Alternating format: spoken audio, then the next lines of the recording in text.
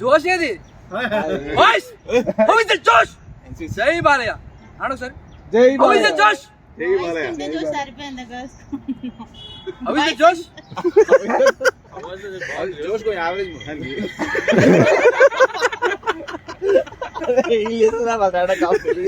So ఇదే జోష్ తో మార్నింగ్ 6 కి అయితే లేచేసాను. 6 కి లేగానే అలాగే మామూలుగా బ్రష్ చేస్తాను. బ్రష్ చేసిన తర్వాత నేను స్నానం చేద్దాం అనుకున్నాను. స్నానం చేద్దామని చెప్పి నేను వాష్రూమ్లోకి వెళ్ళాను. నేను ఎప్పుడు కూడా స్నానం చేసినప్పుడు చాలా ప్రశాంతంగా చేస్తాను. ఎంత కూల్ అంటే అంత కూల్గా స్నానం చేస్తూ ఉంటా. అవును, మీరు స్నానం చేశారా? చేయలేదు కదా.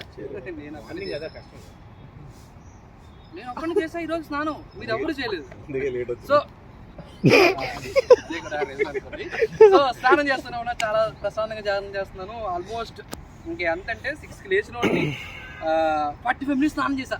అంతసేపు స్నానం చేసిన తర్వాత టైం చూసేసరికి 6:50 అయిపోయింది. 7 o'clock క్లాస్కి వెళ్ళాలి. ఎలా రా అని చెప్పేసి నేను అర్జెంట్గా వెళ్ళి బట్టలు మార్చేసుకొని కిందకి మెట్లు దిగుతూ ఉన్నాను. బండి తీస్తుంటే బయట నుంచి హార్న్ సౌండ్, బైక్ సౌండ్ ఇది వినిపిస్తూ ఉన్నాయి.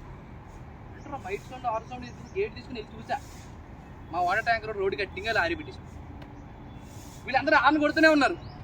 అరే కళ్యాణ దొబ్బే అయిపోయా, రోడ్డు గట్టిగా లారీ పెట్టావు, తీనువు ఓలాగాడు అని అన్న తర్వాత ఎట్లా చూసాడు.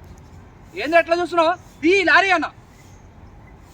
తమ్ముడు చాలా ఎక్కువైంది, నువ్వు తగ్గు అన్న. ఏంది తగ్గు, కొడతావా ఇప్పుడు?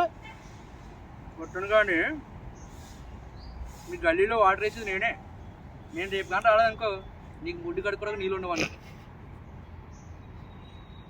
నేను ఈ నోరు అయిపోతా అంటే ఈడే నారు మరిపించాను అనుకున్నాను. అన్న క్లాస్కి టైం అయిపోతుంది అన్న, కొంచెం లారీ తీయండి అన్న రిక్వెస్ట్. సరే